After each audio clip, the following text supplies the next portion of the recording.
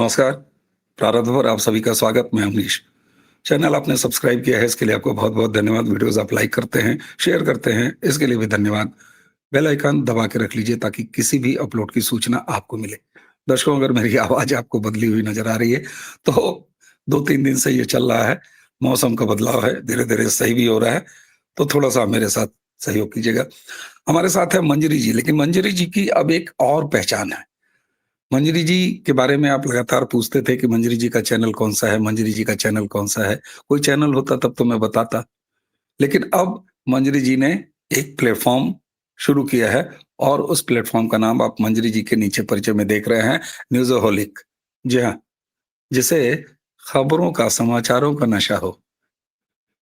तो ऐसे खबर के नशे वाले चैनल पर आप ज़रूर जाया कीजिए और इस वीडियो के डिस्क्रिप्शन में भी आपको न्यूज़ोहोलिक मंजरी का लिंक मिल जाएगा। तो आइए आज की चर्चा शुरू करते हैं। सबसे पहले स्वागत मंजरी जी, बहुत-बहुत स्वागत, नमस्कार। धन्यवाद। जी, दर्शकों, प्रारब्ध के इस मंच पर हम प्रयास करते हैं कि आपको जो कुछ हैपनिंग हो रही है, पॉलिटिकल हैपनिंग, वो तो बताएँ ही, उसके साथ जियोपॉलिटिकल जो भी समाचार हैं, उस पर भी हम बात करें। लेकिन प्रारब्ध आपका एक ऐसा प्लेटफ़ॉर्म है, जिसमें हम कई बार ऑफबीट चीज़ों को जिस पर संभवतः कोई वीडियो नहीं करना चाहता या नहीं करता या उसे लगता है कि अरे! इसको दर्शक क्या देखेंगे, छोड़ो, क्योंकि नंबर्स का गेम है, आप सबको पता है कि तमाम यूट्यूबर उस भीड़ में शामिल हैं। हम तो संकोच के मारे ये भी नहीं कहा करते थे कि आप हमारे चैनल को सब्सक्राइब कीजिए, लाइक कीजिए, शेयर कीजिए, लेकिन अब ये भी कहने लगे हैं। क्यूआर हम लगाते नहीं, आप हमसे लगातार पूछते हैं। हमारे यहाँ मेंबरशिप खुले होने का ऑप्शन है, आप मेंबर बन सकते हैं चैनल का। जब कभी हम लाइव करते हैं तो उसमें सुपर चैट और आप अलग-अलग स्टिकर्स बाय कर सकते हैं। उसी के साथ हमें सीधे प्रोत्साहन आप चैनल के हर वीडियो के नीचे आपको ऑप्शन दिखाई देता है, आप उससे कर सकते हैं। इसी तरह हमारी जो प्रवृत्ति है, वो विषयों को चुनते हुए भी है। आज एक ऐसा विषय मंजरी जी के साथ लेके आए हैं, जो आप सबको अपील करेगा और आपको लगेगा कहीं न कहीं अमरीश और मंजरी जी ने आपकी बात कर दी है। हम सारे उस उम्र के हैं, हमारे ज़्यादातर दर्शक अभिभावक के रूप में हैं, हमें यंगस्टर्स भी देखते हैं। यंगस्टर्स मैं आपको कह रहा हूँ, जब आप ये वीडियो देख रहे होंगे, समय ज़रूर निकालिएगा, अगले 20-25 मिनट का ज़्यादा समय हम नहीं लेंगे। तो आपको भी लगेगा, अरे! अवनीश और मंजरी जी तो हमारी ही बात कर रहे हैं, जिस कष्ट से हम गुज़र के आए हैं, चाहे हमारे छात्र हों, नौजवान हों या हमारे अभिभावक, हम आप जैसे उम्र वाले, जिनके बच्चे अब स्कूल में हैं या कुछ के बच्चे स्कूल से निकले हैं, लेकिन दूसरा बच्चा, तीसरा बच्चा, चलिए दूसरा, तीसरा बच्चा, वो अभी भी कॉलेज की तरफ है, कॉलेज में है। आज जब हमारे पास सब कुछ है, हम कहते हैं कि हम इतनी बड़ी इकोनॉमी हो रहे हैं। हम अपने मेहनत करते हैं और मेहनत करके पैसे अर्जित कर रहे हैं, देश आगे बढ़ रहा है। उसी के साथ तमाम एजुकेशनल इंस्टीट्यूट हैं, बड़ी-बड़ी यूनिवर्सिटियाँ हैं, बड़े-बड़े प्राइवेट कॉलेज हैं, सब कुछ है। आईआईटीज़ हैं, तमाम हैं, हॉस्टल्स हैं, रहने की सुविधाएँ हैं, सब कुछ है। लेकिन कल्पना कीजिए कि आज भी अगर भारत में छात्र अच्छे फीस देने के बाद, अच्छे हॉस्टल की फीस भरने के बाद, अपने माता-पिता के तमाम इन प्रयासों के बाद भी साफ पानी के लिए लाठियाँ खा रहा हो, उसे अच्छा भोजन नहीं नसीब हो रहा हो, वो क्या पढ़ेगा? हम आज पढ़ने-लिखने की सुविधाओं पर बात नहीं करेंगे, उसकी सुविधाएँ तमाम विवाद का और तमाम चर्चाओं का विषय हैं। लेकिन हम कीमत चुका रहे हैं अपने बच्चों के लिए और बच्चा इन शिक्षा माफियाओं के बीच और तमाम काकस, और मैं कॉलेज गिरोहों की बात कर रहा हूँ, उनके 5 स्टार हॉस्टल्स जैसी सुविधाओं के प्रचार की बात कर रहा हूँ। अच्छा भोजन, साफ पानी के लिए न सिर्फ तरस रहे हैं, कष्ट झेल रहे हैं, बल्कि आवाज़ उठाने पर इंटरनल मार्क्स काटने की धमकी और तमाम तरह की प्रताड़ना और उसी के साथ लाठियाँ खाना। आज इस पर बात करेंगे। इसलिए अगले 20-25 मिनट इसे ध्यान से सुनिएगा। क्या कहेंगी मंजरी जी आप? हम किसी कॉलेज का नाम नहीं लेते, लेकिन आप कमेंट में लिखेंगे और मैं आपसे दरखास्त करूँगा, आग्रह करूँगा कि आप कॉलेजेस के नाम लिखिए। जी, मंजरी जी। देखिए एक अजीब-सी चीज़ हो रही है कॉलेजेस में, जब उनके पैम्फलेट्स आते हैं, उनके एडवर्टाइज़मेंट्स आते हैं, जब पेरेंट्स बात करने जाते हैं, तो खाने की जो पिक्चर्स और जो मेस वगैरह दिखाई जाती है, वो बहुत साफ-सुथरी और अच्छी होती है। पर महीने 15 दिन के बाद स्वरूप बदलना शुरू होता है। उसी कॉलेज में एक पेड कैंटीन होता है जिसकी क्वालिटी मेंटेन होती है, और उसी कॉलेज में एक कैंटीन होता है जो हॉस्टल में होता है या कॉलेज की तरफ से प्रोवाइडेड होता है, उसकी क्वालिटी दिन पर दिन गंदी होती जाती है।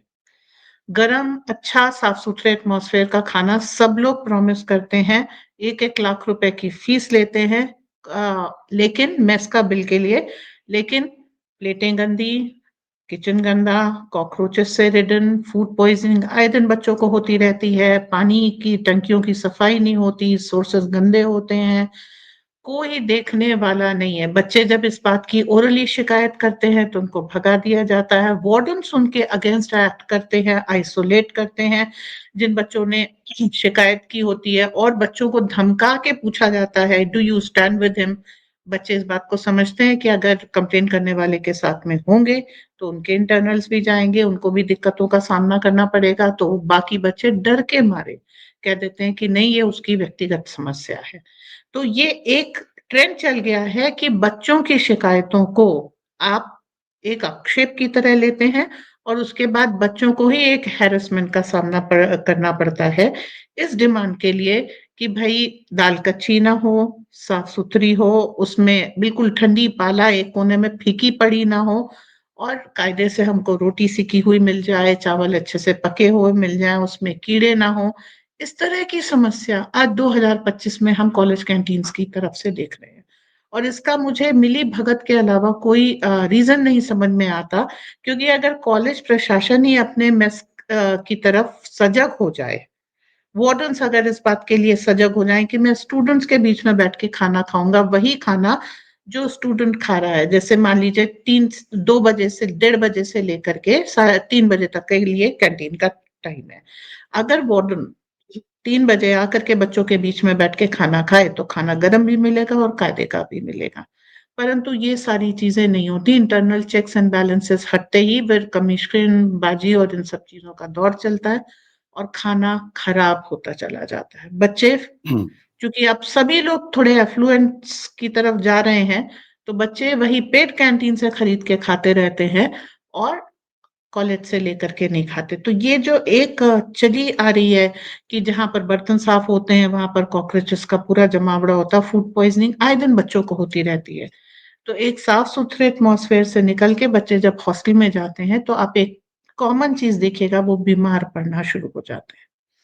3, 4, 5 साल जितने साल की स्टडीज़ होती है, बच्चों की हालत ऐसी हो जाती है कि वो अपने मतलब ये कह लीजिए लाइफ स्पैन में कुछ बीमारियों के लिए ससेप्टेबल हो जाते हैं, और इसका कारण सिर्फ ये है, कॉलेज प्रशासन की लापरवाही, जो हॉस्टल्स हैं उनकी लापरवाही, ना ढंग से साफ खाना-पानी नहीं देना, और शिकायत करने पर मेंटल हैरेसमेंट करना। इसी हुँ, तरह से आज भी हम देख रहे हैं, उस विद्यालय का नाम आप खुद ही लिख दीजिएगा, ठीक है? गर्ल्स कॉलेज में लड़कियों की नहाते हुए वीडियोस ली गईं, उनको बॉयज़ को दिया गया और उसके बाद वो इंटरनेट पे घूम रही थी। उससे हुँ, रिलेटेड अभी भी एक भोपाल में घटना हुई है जिसमें एक लड़की को वो होटल में हिंदू संगठनों ने पकड़ा है। कारण यही था, उसका नहाने वाला वीडियो सर्कुलेट हो रहा था, और उसको जाके और ज़्यादा लोगों को ना पता लगे इसलिए कुछ लोगों को खुश करने जाना पड़ा।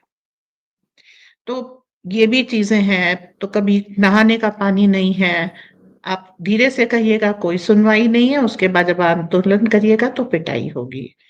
फिर और ऐसे-वैसे नहीं, इंटरनल अभी अच्छा, टीचर्स का एटीट्यूड भी बहुत सारे कॉलेजेस में इस तरीके का है, फेमस हैं वो लोग। लोग कहते हैं कि भई हुँ, इसके सेशंस मत लेना, ये बेकार में फेल कर देता है।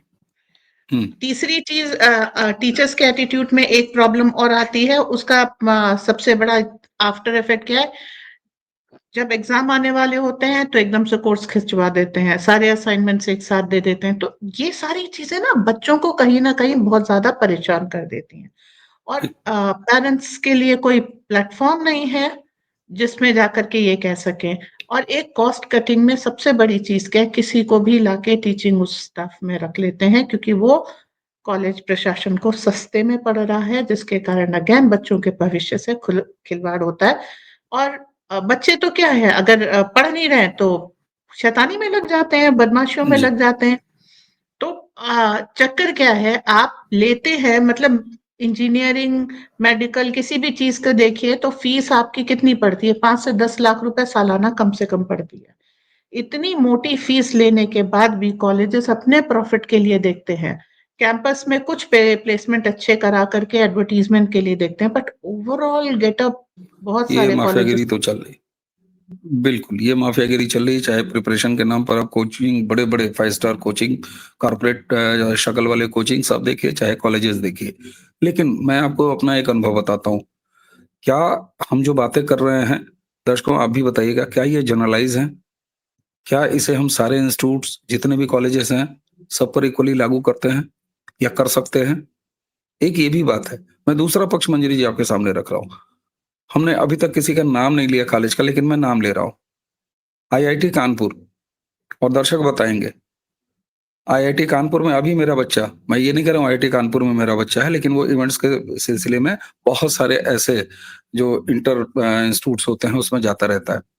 और मैंने अपने कॉलेज दिनों की बात बताई, जब मैं आज का आईआईटी कानपुर और तब का HBTI Harcourt Butler institute of technology, HBTI तब उसे कहा जाता था, लोकल लोग उसे पत्थर कॉलेज कहते हैं, जो आज आईआईटी कानपुर है।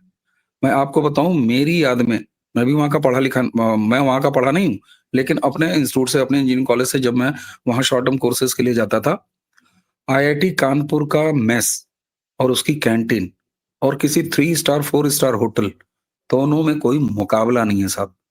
आप दोनों को एक साथ अगर उसकी कुजीन आप देख लेंगे, तो एक तो इस तरह का उदाहरण है। तो अभी कुछ दिन पहले मेरा बेटा गया था, मैंने उससे पूछा, यार वहाँ एचबीटीआई, तो ना कह रहे आईआईटी बोलो पापा। हमने कहा हाँ आईआईटी कानपुर। यार बताओ, तुम लोग वहीं हॉस्टल में रुके, 5 दिन में रुका था। मैंने कहा खाना कैसा है? मेरे समय में तो बड़ा शानदार खाना होता था। बोले यार शानदार खाना, क्या बढ़िया बूफे यार, गजब। ऐसे कई सारे इंस्टीट्यूट हैं। लेकिन अब सवाल ये होता है कि उसी के साथ साथ हो सकता है ये गिने चुने इंस्टीट्यूट हो, लेकिन ज्यादातर जो प्राइवेट कॉलेज हैं, चाहे प्राइवेट यूनिवर्सिटीज हैं, उनमें स्थिति यही है। अब सवाल ये होता है कि इसके लिए क्या कानून कोई है? मैं जब तलाशता हूं तो बिल्कुल है, कानून है। इसमें एफिलिएशन तक रद्द होने के कानून है, मान्यता तक खत्म होने के कानून है, तमाम चीजें हैं। फिर ये शिक्षा माफियाओं का, चाहे कोई स्टेट आप ले लीजिए, कोई पार्टी की रूलिंग हो, हम इस पर बात ही नहीं कर रहे। आखिर ये क्यों खत्म नहीं होता? ये कौन सा ऐसा काकस है? और दर्शकों एक बार फिर मैं कह रहा हूं, आप खुलकर नाम लिखते रहिए, इसका बड़ा फर्क पड़ेगा। जी मंजरी जी, देखिए दो चीज, क्या कॉलेजेस हम के इसको पास, जनरलाइज कर सकते हैं?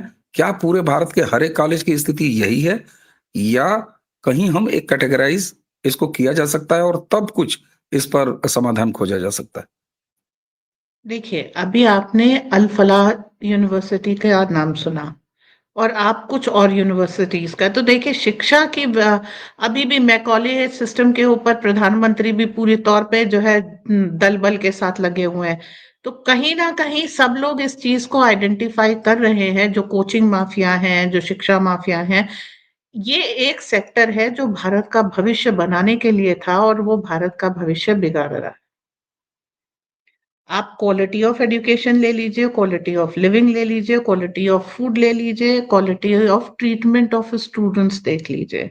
एक समय में एक बड़ी दिल्ली की यूनिवर्सिटी थी, वहां के लोगों की जब हरकतें सामने आई हैं तो लोगों ने शर्म से कहते थे, पहले फख्र से कहते थे उस यूनिवर्सिटी का नाम हमारे प्रधानमंत्री के नाम पर था, एक बड़े पहले प्रधानमंत्री विजनरी के नाम पे था।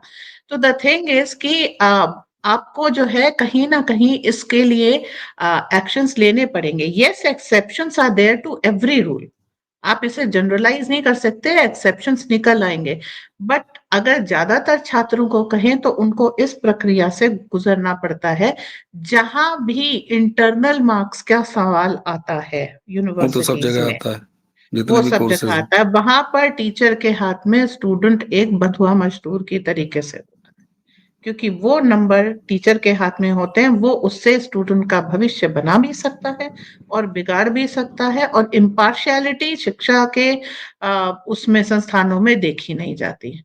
बहुत विरले ही ऐसे टीचर मिलते हैं जो इम्पार्शियल होते हैं, बाकी सब ये चीज के लिए फेमस है। और अभी भी देखिए न्यू एजुकेशन पॉलिसी 2022 में बनी थी और उस तब से आज तक हमारे स्वनाम धन्य शिक्षकों को ही पूर्ण नमन है कि लागू नहीं हो पाई है। तो अगर आप ये कहिए कि ये सिस्टम चेंज को बहुत अच्छी तरीके से रेजिस्ट करता है, यस, चेंज को बहुत अच्छी तरह से रेजिस्ट करता है और मोटी-मोटी फीस देने के बावजूद भी स्टूडेंट इसका खामियाजा भुगतता है। अब कई एक पर्टिकुलर स्थित यूनिवर्सिटीज से मैं इसके लिए एक तरीके से कहिए नाम इस समय नाम निकला हुआ है उनका, but the basic thing is कि काफी कंफ्यूजन क्रिएट किया जा रहा है उसके पीछे। आप जानते हैं कौन किस तरह की? कौन सा? आप वीआईटी की बात कर रही? जी हाँ, वीआईटी की बात कर रही हूँ और वीआईटी क्या है, ये काफी भोपाल? जी वहां पर हमें कोई फर्क नहीं ज्वाइन पड़ता, अगर ये ज्वाइनिस उनके फैला मैनेजमेंट था तक पहुंचे भी और तो ये ऑलरेडी पब्लिक डोमेन में है और इसलिए हम डिस्कस करेंगे साहब। हाँ, डोमेन में है तो फिर अब वहां पर जॉइंटिस फैला, बच्चों ने छुट्टी मांगी तो छुट्टी नहीं दी। डॉक्टर ने खाली पैरासिटामोल और ये ब्रूफेन और ये सब दे करके बॉडी एक और वो खत्म किया। स्टूडेंट्स घर जा करके एक बच्ची की मौत का भी मेरे पास वो उसके पेरेंट्स का इंटरव्यू वगैरह है, जो मतलब जिस तरीके से उन्होंने एक सिंपल सी डिमांड थी कि भाई अगर जॉइंटिस फैल रहा है तो पानी की टंकी साफ करा दीजिए तो और एडमिनिस्ट्रेशन ने साफ क्या पानी। किया, मध्य प्रदेश सरकार ने क्या किया, शिक्षा मंत्री मध्य प्रदेश? वो लोग तो अभी सवाल तो इंक्वायरी पूछेंगे। कर रहे हैं क्योंकि वहां उन तक मामला तब पहुंचा जब आगजनी और तोड़फोड़ हो गई, उससे पहले उन तक हम्म मामला नहीं पहुंचा। और रजिस्टर देखिए, जैसे ही कोई आता है इंक्वायरी करने के लिए वैसे ही ये रजिस्ट्रार वगैरह जो है आकर के घेर लेते हैं, स्टूडेंट को उन तक पहुंचने नहीं हम्म दिया जाता। पर धीरे धीरे चीजें खुल रही हैं। स्टूडेंट पहले छुट्टी की, स्टूडेंट्स घर आए, घर आने के बाद अच्छा, बच्चे क्या है, बच्चों को इतनी अकल नहीं होती। मैंने बहुत सारे बच्चों को देखा कि वो आगजनी की फोटो लगा रहे थे, मतलब एक तरीके से खुद को गुनाहगार साबित कर रहे थे। तो मुझे हंसी भी आई कि कितने भोले होते बच्चे हैं। तो बच्चे थे मंजरी जी, बच्चे तो हाँ, बच्चे हैं, चाहे हमारे हों, आपको हों, हमारे दर्शकों के हों, किसी को भी हों। लेकिन प्रारब्ध के इस मंच पर हम समस्या जरूर उठाते हैं, लेकिन उसी के साथ मेरा पूरा प्रयास होता है कि समाधान। हमने 17 मिनट से ये समस्या को डिस्कस किया। इस समस्या का अंदाजा सबको है, बहुत खुल के बताने की भी आवश्यकता नहीं है, क्योंकि सब लोग जानते हैं, बच्चे जानते हैं, पेरेंट्स जानते हैं, सब जानते हैं, समाज जानता है। समाधान क्या है? अगले 2-3 मिनट जरा समाधान पर बात करें, क्या समाधान हो सकते हैं? देखिए, रेगुलर इंस्पेक्शन एक सबसे बड़ा समाधान है और बच्चों के जो पेरेंट टीचर एसोसिएशन है उसका बनना एक वो है। और बच्चों से भी फीडबैक लिया जाना चाहिए कि आप यूनिवर्सिटी को मार्क्स दीजिए। तो उससे क्या होगा, क्योंकि एज अ पेरेंट भी आप जाइए, मैं जाऊं या हमारे दर्शकों में से कोई भी जाए, तो एज पेरेंट्स आप जाएंगे तो एक लिमिटेड चीजें देखेंगे या वो देखेंगे जो आपको दिखाई जा रही है, पर वो बच्चा जो वहां रह रहा है, डेली इस चीज से गुजर रहा है, एक्चुअली उसको मालूम है कि क्या हकीकत है। तो अगर उनको ये मौका दिया जाए जो पास आउट करने के बाद अपनी यूनिवर्सिटीज के लिए सुधार के लिए प्रयास करें, और अगर एलुमनाई एसोसिएशन टेक ओवर करे कि हाँ ये चीज हमें इस यूनिवर्सिटी से कुछ तो मिला है, ठीक है, एक डिग्री के नाम पर एक कागज मिला है जिससे आगे भविष्य में नौकरी मिलती है और करियर बनता है, एंड हम लेट लोग मी। हम लोग मंजरी जी अलमनाई का वेट तो जरूर करते हैं, लेकिन अलमनाई मीट का है, वो पुराने दोस्त मिलेंगे, हा हा ठटा होगा, अपने क्लासरूम में जाके डांस वांस करेंगे। हाँ, साल हाँ, में इंतजार लेकिन तो रहता है अलमनाई का, साथ लेकिन में इस तरह से थोड़े से इंतजार रहता है। अपब्रिंगिंग, क्योंकि हमारी जो गुरुकुल व्यवस्था थी उसमें जो एलुमनाई थे उनके दान से गुरुकुल चलता था। तो उसमें दो तीन चीजें होती थी, एक एल्यूमनाई और जो करंट स्टूडेंट्स हैं उनका मेल होता था जिससे इनको करियर की बूस्टिंग मिलती थी करंट स्टूडेंट्स को। हाँ, अब फिर तो रैगिंग भी एल्यूमनाई बंद हो गई है। मिला जा सकता है, नहीं तो एल्यूम पहले तो भाग खड़े होते थे लड़के, बोले हे बुड्ढा लेकिन आ गया, अब जो रैगिंग है करेगा। इंटरैक्ट करें, अगर आप किसी पूर्व छात्र को जिसने बहुत अच्छा काम किया हो समाज में, उसको बुलाइए तो वो प्रेरणा का स्रोत होता है। वो अगर कुछ दान दे के जाता है, कुछ चीजें इंस्पेक्ट करता है, उसमें जाके बैठ के खाना खाता है, तो वो सारी चीजें आती, because now he is independent, he can put up things. तो चीजें हमें कहीं ना कहीं स्टूडेंट फ्रेंडली बनानी पड़ेगी। हमारे सामने इस हम्म समय हम एक युवा समाज है, तो हमें अगर इसी को कौशल प्रदान कर दें, इनके लिए, इन बच्चों के लिए कंड्यूसिव एटमॉस्फेयर कर दें, तो ये अपने कोर्स को ज्यादा अच्छी तरीके से पढ़ेंगे और ज्यादा काबिल बनेंगे। टीचर्स थोड़े स्टूडेंट फ्रेंडली हों, बेकार में मार्क्स वार्क्स ना काटें, बहुत ज्यादा कड़ाई रुखाई से स्टूडेंट से ना बात करें, मार्क्स न बच्चे काटें, लेनिन और पॉल पोट काट लें, माओ काट लें, मार्क्स न काटें।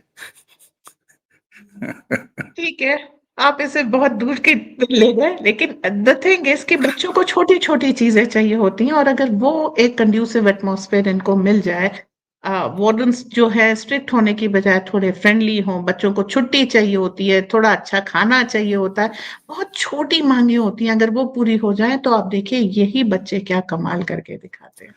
तो मैं अपना एक एक निजी अनुभव सरकारी बताऊँ मंजरी जी आपको?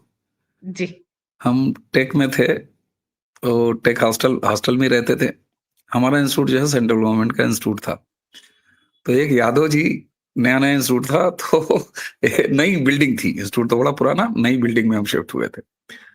तो कैंटीन में एक यादव जी को ठेका मिला, वो यादव जी चलाते थे और मुझे अपनी याद आती है, खाना वो वही करते थे। बिल्कुल मूड खराब कर देने वाला खाना, 1 दिन, 2 दिन, 4 दिन। एक दिन रात को मैंने डाइनिंग पर जो रोटियाँ वगैरह लगी हुई थी, सारा उठा-उठा के मैंने पानी में फेंक दिया। 1 पाउंड था, उसमें मैंने फेंक दिया। उसके बाद उन्होंने मुझे गुंडा साबित साबित कर दिया। अगले सुबह तलब किए गए। तो मुझे ये डर था कि सुबह मैं अकेला पकड़ा जाऊँगा और ये मेरे सारे साथी भाग खड़े होंगे, कोई मेरे साथ नहीं आएगा। लेकिन मैं आपको बताऊँ, सारे का सारा मेरा hostel, even seniors and the juniors, एक बैच मेरा सीनियर था, बाकी थे हमारे कुछ जूनियर बैचेस भी थे। सब के सब गए, कहे साहब अगर इन्हें आप कॉलेज से एक्सपेल करोगे या कोई सज़ा दोगे, तो हम सारे कॉलेज कैंपस छोड़ रहे हैं। ठेकेदारी कैंसल हुई यादव जी की और उसके बाद हम लोगों ने वहाँ कोऑपरेटिव मेस की स्थापना की और आज भी हमारे उस कॉलेज में कोऑपरेटिव मेस चलता है और हमारे जूनियर्स ने उस परंपरा को कायम रखा है आज भी। तो इस तरह की भी चीज़ें हैं, पॉज़िटिव तरीके से लिया जा सकता है। आपने कहा पेरेंट्स और क्या एसोसिएशन वाला मामला, तो वहाँ तो पता चला कि भाई लोग चल के और भाभी जी लोग जाके नेतागिरी करनी शुरू कर देंगे। लेकिन मुझे लगता है कि इसका एक सेट पैटर्न या सेट कोई समाधान नहीं है। ये इंस्टीट्यूट इंस्टीट्यूट वैरी करेगा, अलग-अलग जगहों पर वैरी करेगा, लेकिन निश्चित रूप से अवेयरनेस लाने की आवश्यकता है और सबसे बड़ी बात, अपने बच्चों के नियमित संपर्क में रहिए। बच्चों से इस लेवल का कम्युनिकेशन रखिए कि कम से कम वो आपको हर छोटी-बड़ी बात बताएँ। क्यों? कैसा लगता है आपको ये? बिल्कुल, बच्चे अगर बताते, लेकिन चक्कर क्या है, बच्चे अक्सर खाने-पीने और रहने की शिकायतें पेरेंट्स से करते हैं, पेरेंट्स कोई एक्शन नहीं ले पाते। एंड दैट इसीलिए मैं पेरेंट्स टीचर हैं, एसोसिएशन की बात उठा के करती पीजी हूँ। में डाल दीजिए। कॉलेज हॉस्टल की पीजी कोई में ज़बरदस्ती देखिए, थोड़ी ना है। बिल्कुल सही बात है, लेकिन पीजी उतना सेफ नहीं होता बच्चों के लिए। हॉस्टल पे जो कॉलेज के कैंपस हमारे में दोनों हॉस्टल बच्चे एक होता है, नौकरी कर रही है, आपको पता है, एक नौकरी कर रही हैं आई और एक डू जो है अंडरस्टैंड, साहब अभी दिल्ली लेकिन यूनिवर्सिटी में हैं। दोनों 17-18 फ्लैट साल लेके का रहते हैं, बच्चा, दोनों अपना खाना खुद बनाते हैं, रोज़ फ़ोटो भेजते हैं कि आज हमने ये बनाया, आज हमने वो बनाया। बिल्कुल सही बात है, लेकिन 17-18 साल की बच्चियाँ जब घर से निकलती हैं, पेरेंट्स बहुत सिक्योर नहीं होते कि उनको बाहर पीजी में रखे जाएँ, क्योंकि घर से बिल्कुल नेसन निकले होते हैं, उनको इतनी ज़्यादा दुनिया की समझ नहीं होती है। सही बात है, तो बेचारे मासूम छोटू-छोटू। हाँ, हाँ, तो उनको अगर हॉस्टल में थोड़ी-सी चीज़ें हैं, अगर कर दी जाएँ, तो हमारे लिए सबके लिए एक सुगम चीज़ तैयार हो जाती है। बाकी ऑप्शंस फिर नहीं बचते हैं, तो पीजी वगैरह ढूँढा जाता है। पर अगेन, जो इंटरनल के मार्क्स हैं एंड व्यवहार है, ये सारी चीज़ें एक अलग लेवल पे चलती रहती हैं। तो एक जो कॉलेजेस में एक हमारी गुरुकुल परंपरा इसीलिए मुझे पसंद आती है कि पिता की तरह गुरु होते थे और अपने बच्चों की तरह सभी स्टूडेंट्स का ख्याल रखते थे, और वो चीज़ अगर आ जाए, एक पितृत्व आ जाए, मातृत्व आ जाए टीचर्स में, तो आप विश्वास कीजिए कोई भी समस्या नहीं होगी और बच्चे होनहार निकलेंगे और ताउम्र उन अपने शिक्षकों का सम्मान करेंगे।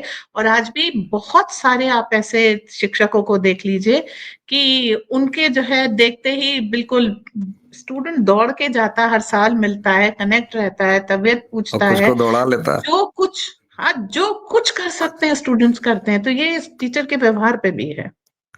कुछ को तो दौड़ के मिलता है और कुछ को दौड़ा लेने का मन करता है आज भी। ख़ैर हमारे टीचर्स तो बहुत सारे ऐसे हैं जो यंग थे उस समय, वो लोग तो आज भी हैं।